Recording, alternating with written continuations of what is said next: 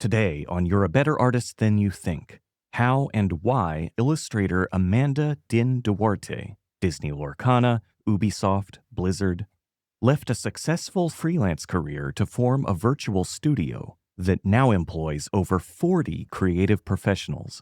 Plus, burn out or burn it all down.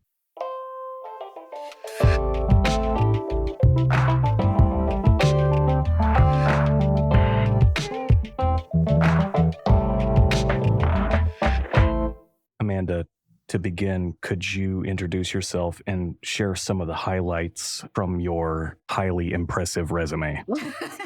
For sure. I'm Amanda. Online, I'm known as Dean Duarte, so you can call me either way.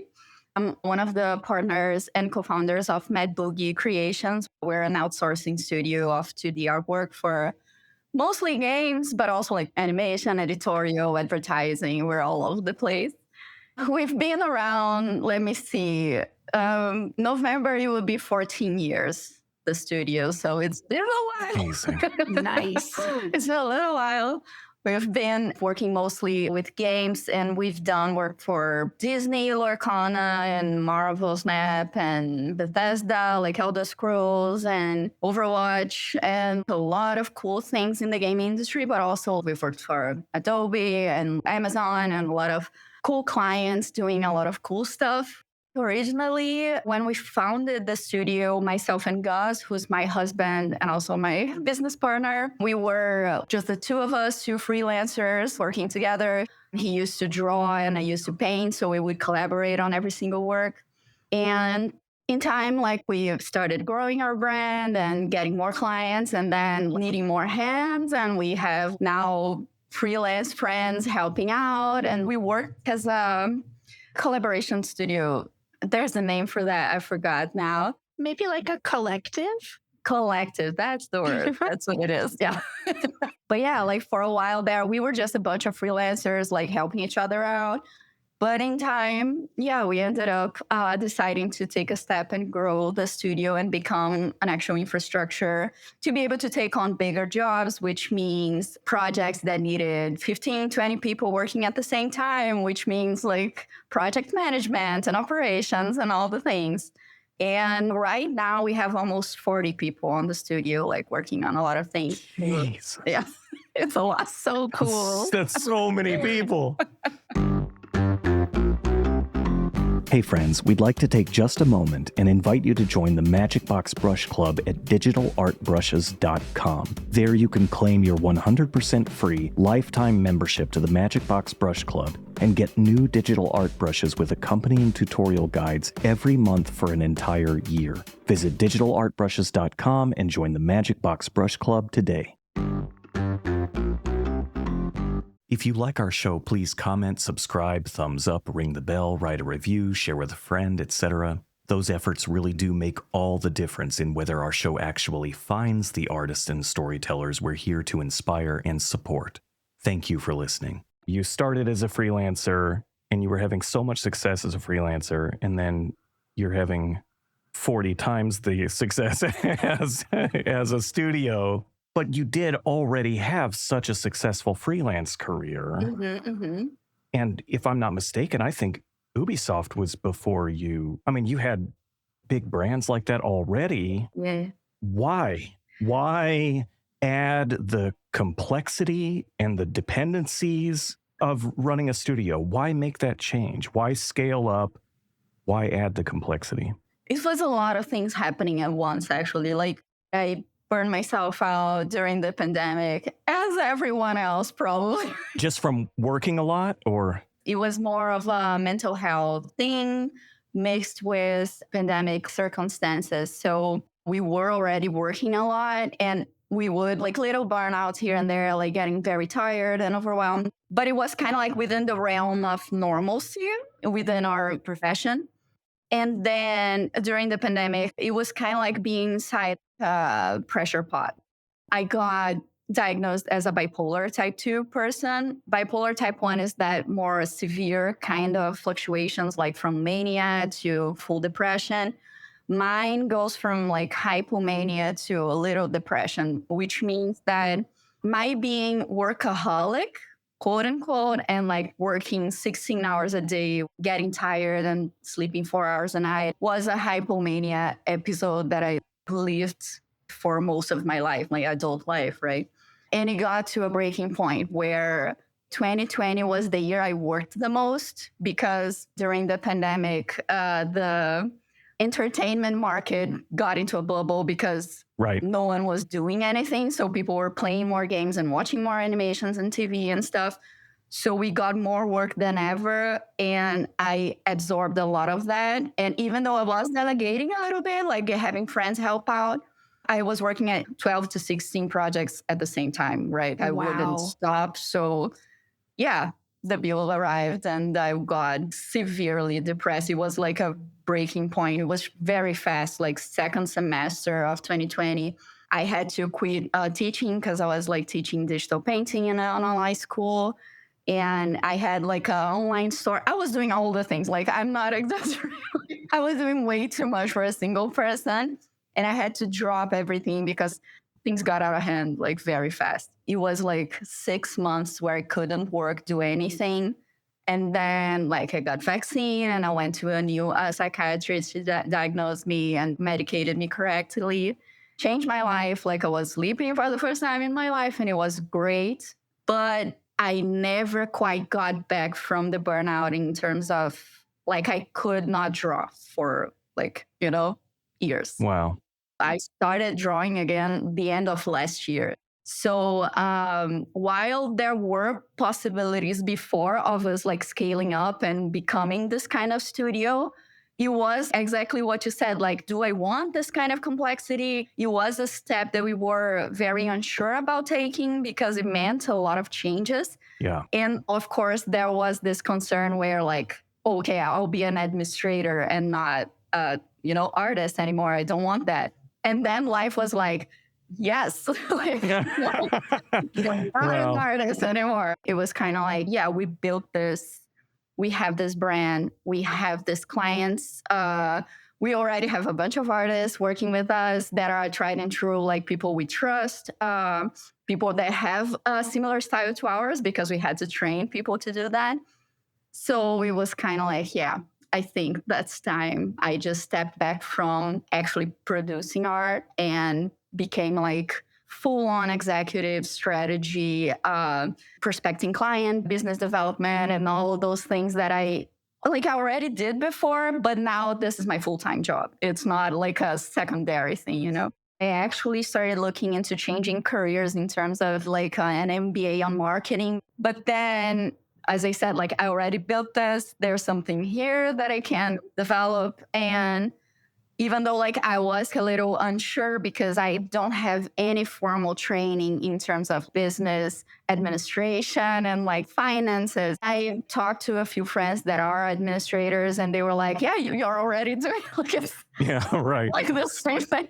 You Yeah. just don't know the names of things. Well, and you don't get to where you were as a freelancer messing around. I mean, you were already such a seasoned pro, even at that stage. So it stands to reason that you just channeled that determination and that intelligence into a greater focus on the skill set that you already were exercising. What are the main differences between being a freelancer and running your own studio? It gets harder to take some decisions sometimes. For example, it was very easy to dismiss a difficult client when it was just Gus and I. Now, like I have to find ways to make it work, which means I have to be very careful with what we're getting into all the time. Because it's like once I sign a contract, the getting out is not as easy as it was before. Like constant negotiations because we're not at all doing work for free. I do not do scope creep. Oh, I have to constantly kind of educate clients. Like, let me explain to you why that's not possible, even though you're asking me to do it. Wow. It's a lot more talking, a lot more meetings. Like my life is meetings. Yeah. Right. It's okay. Like I'm getting more and more used to it. I'm getting very good at de-escalation. Right. Well, I was just thinking you've become a diplomat, basically. Yeah.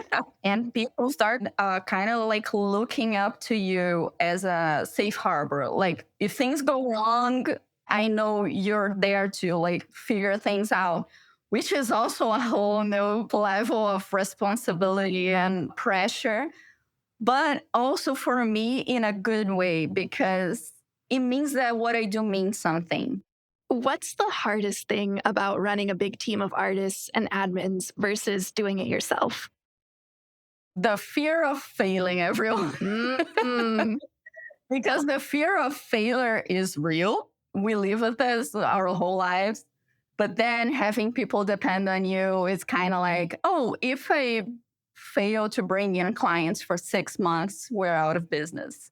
If something stresses me out now, is this like this constant reminder that people depend on what I bring to the table. And the thing is, which is the craziest part for me, the amount of stress and pressure I put in myself being an artist, the constant self-sabotaging and like feeling that you're never good enough and you're like not painting as you need to because people are getting better and you're getting behind. And that kind of self-hate, in a sense, doesn't happen with the kind of work that I'm doing now, which is hard for me to explain, except that once I stopped being an artist full time, I had to kind of understand the break between what I do and what I am. Because when you work drawing and painting, you are an artist. So it means that everything you do that you don't think is good enough means you as a person are not good enough and you don't have the value you think you have. A lot of therapy, guys. Yeah. Like being able to dissociate my identity from my work means that today, with all the pressure I have today and this responsibility, I do not feel like I did when I was a full-time artist, Wow. which is insane, right? I feel the pressure and I feel the responsibility, but I don't have that super bad self-esteem about what I do for a living, which is, it's a good place to be. It's very healthy compared to what it was. Yeah. Yeah. Yeah. It's so important to really understand that I am a person Yeah. and I have an identity apart from the work that is out there, even though it feels like I'm putting something of myself into it. And in a way you are, but the art is not you. Yeah. Those are not the same things. It's an exercise of like, take out the art. Who are you, you know? Like, Yeah. are you just reduced to that thing that, okay, you love and you consume and you produce and you work with? It's also your hobby and things you do because you love. Yeah. But it's a single thing, right? Yeah. We are a multitude. We are people. So it was important to separate those things and just understand that like it's just one thing. And if it's not working right now, it doesn't mean that it's never going to work, but it's also not the only thing that defines who you are. Wow. There's a concept called sunken cost fallacy. You avoid giving up on something that's not working for you just because you already invested so much money and time on it. Yeah. Mm-hmm. But at the same time, maybe if you just cut our losses and do something else, you would be like solving your problem earlier and avoid like a lot of pain. So it's, I I don't subscribe to a lot of like, this is what you were born to do and you gotta keep doing it and finding your passion. And I'm like, yeah. It's also not either or. I mean, sometimes it is for people, but it's not either or. That's the thing. When I decided to wholeheartedly pursue a career in animation, I had to back off of my guitar practice. You know, I just didn't have enough time and energy to be able to be good at guitar anymore. But that didn't mean I can never play guitar again. I still play guitar, you know, but I'm just not career good.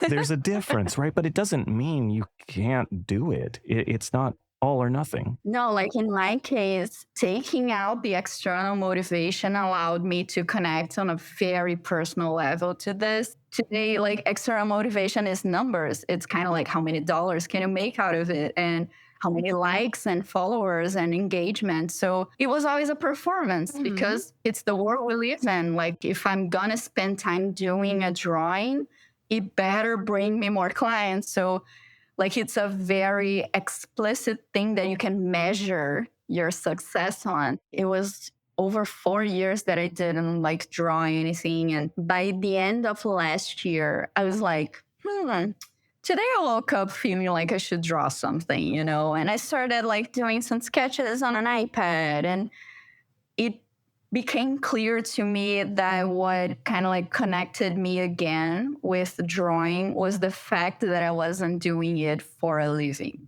and not doing it for sharing on social media, because then you take out the external motivation.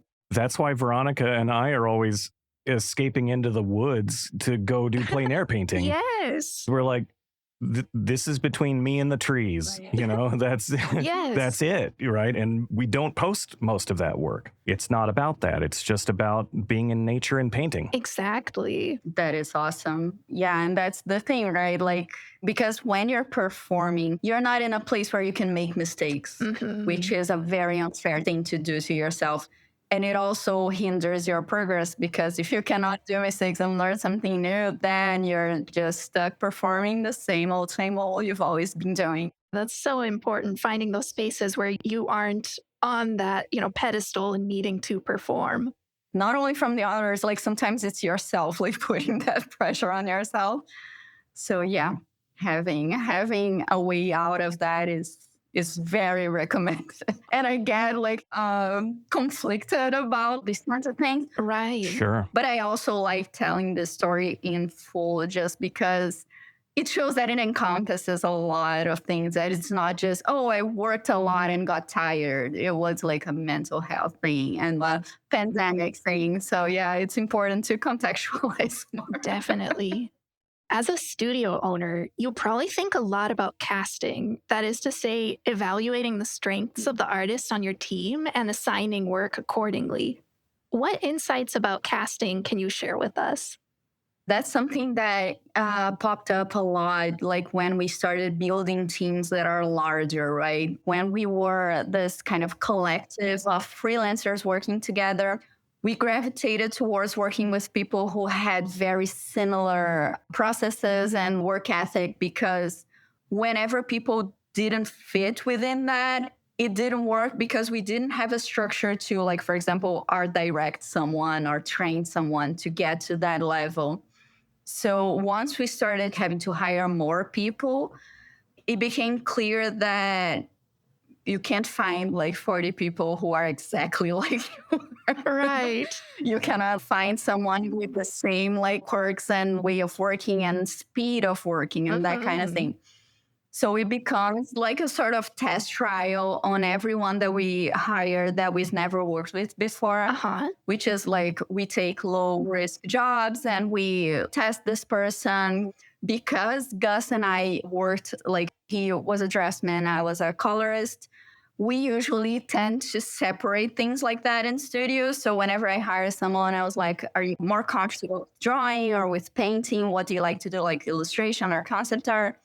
So we take that at face value and we assign that person to, for example, oh, you're going to draw, this guy's going to paint, and then we observe. And then it becomes very apparent that some people do not work well under pressure, which is not to mean that I cannot keep this person in the studio, because there are works that come in that like take like a month, 2 months. Some people are very talkative and like they want to be friends with everyone. Some people are like more, I want to work alone. It becomes Tetris, like pulling together people, not only like in terms of skills, but personalities as well. But we also like to filter people who are not very good professionals, in the sense of working on a team, knowing that someone depends on you delivering in time to do their part of work. Right. It's hard to find people who draw very well and paint very well, like on a senior level. But then it became like clear to us that, oh, I kind of rather take this mid-level person because I can fix their drawing and like pay for lessons and, mentor this person to become the level of technical quality that we need. But it's very hard to train someone to be a cool person. Yep. Right. Yep. It becomes a vibe thing. If the person vibes with us, they are like very hardworking and they take constructive criticism and they are striving to be better and grow with us and build things, then it's very easy to find a place for this person, because we don't have only high level clients. We also like take indie projects and smaller things. So there's a way to build around that. And we just like want to make the studio be like a very good environment to be on. And if you have like a problematic person that is always complaining and being very contrary, it starts overwhelming other people. And then that's not okay. I tend to avoid keeping those people. But in terms of skills, I find what people really enjoy doing and we just build around them. As you may recall, Amanda, on the very first week of painting drama, I always say it only takes one person to pee in the water supply. It's like, it's all it takes. It just takes that one person and then everybody's thirsty. We all know these people, like they complain all the time. Yeah. And then you give feedback and it's kind of like, oh my God, again, this. Yeah. And it's just like, it's part of the job. Like, do you expect to like turn in a drawing and it's perfect? Like, you're in the wrong line of work. Oh, totally. Right. Yeah, definitely. I feel like with professional art, being able to do feedback and being able to not be huffy about it is so important. Some people are just, complicated. Yeah. And some very talented people are very complicated. And it becomes a matter of, do I need this level of quality for this level of headache? Right. That makes perfect sense. What is the best advice you've ever received? Let me think. Yeah, I can do worse. Oh, that's coming. I remember once in 2015, I was in GDC. I think it's San Francisco, right? Like the game convention. Gus and I were there with our portfolio and we met with a teacher that we did environment design classes with, Kaylin Chalk. He's amazing. And we were talking to him because it was a moment where we were kind of shifting from being like generalists. We used to work with 3D for advertising and building 3D mock-ups for like architecture firms and doing photo treating skin for advertising. Like we did a lot of things. And we were like 2014. PS 2014 was when I took painting drama. It was one of those like classes that I was like, okay, we have to focus on what we really want to do. And we started taking a lot of lessons and build a portfolio with like that kind of stylized designs and illustrations we wanted for games. The self-sabotage and imposter syndrome was kind of like, we're not Right. We're not an appropriate level of skills to be here. Like, and we were seeing these amazing artists and we were talking to Kaylin and he was like, why are you trying to fit within this mold? You can like strive to draw and paint like League of Legends and do that. But a lot of people do that. Right. And he was like, you don't have to be a Blizzard level artist to be something relevant, Yeah. And that stuck to me a lot. And even though, of course, we kept like working on our skills and painting and drawing and everything, and we ended up working for these companies and doing stuff on that level, it lit the spark that made us eventually go like, no, I think we can do our own thing, actually. It was the first time I heard this. So far, every portfolio tip I got was kind of like, figure out which company you want to work for and cater your portfolio to that, which is a great advice. I give this advice a lot, but it's not a single way of doing things for sure. And it doesn't mean that you have to leave behind what makes you unique. to fit within the mold of something else. So that was very good advice. And the worst? Yeah, and the worst one, I'm not going to name names, but there's a guy called Chris Oatley. Yeah, never listen to that guy. Yeah, no, Amazing. no, but early on, some of my art heroes were those guys that would say things like, draw until you can't take it anymore and then draw some more. And that's how you make it in this business. Oh, yeah.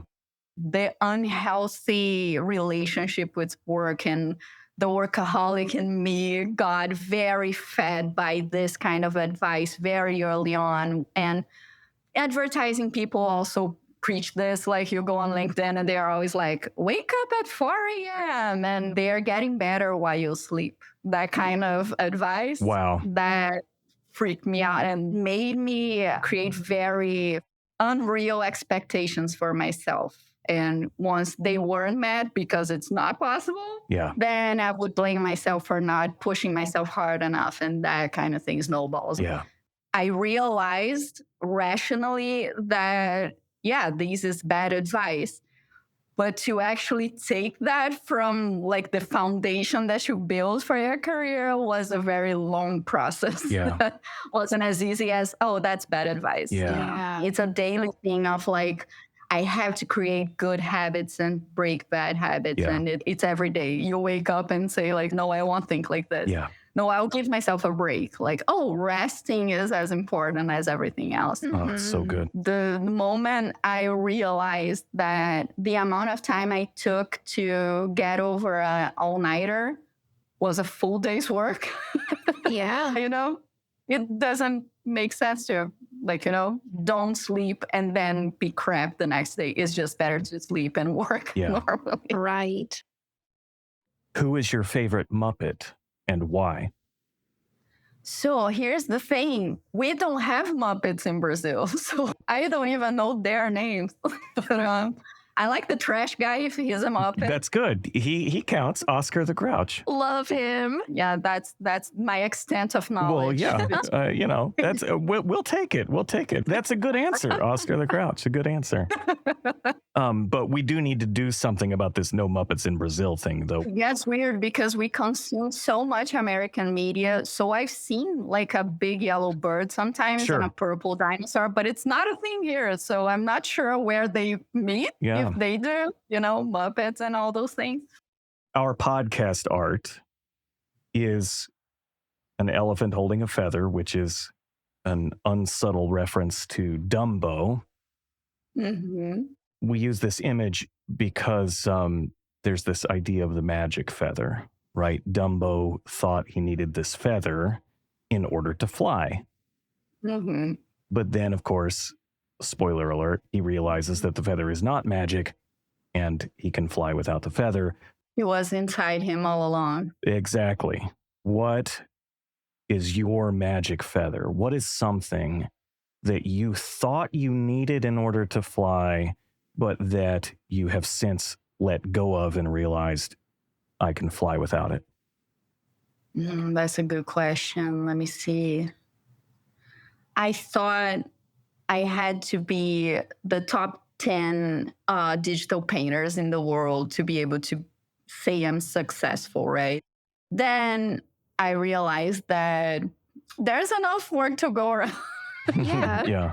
Being good is relative, like being good for what market and in what sense. Like, are you a good technical digital like rendering person? That's great. But also, if you're not, there's no shortage of work. Right. Yeah.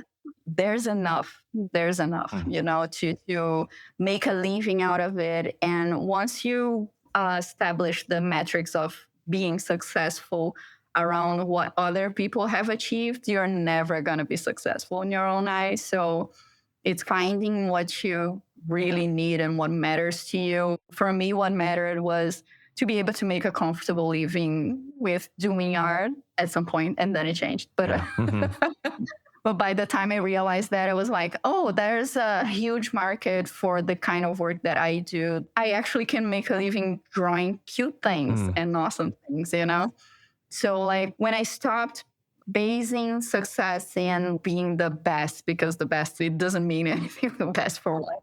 Moving target. Yeah, exactly. I've been doing well for myself, and I can't say that I'm top quality on anything, but yeah, you know, I'm very good enough for being able to make it in this line of work. So yeah, that was a huge pressure to take out of my shoulders for sure.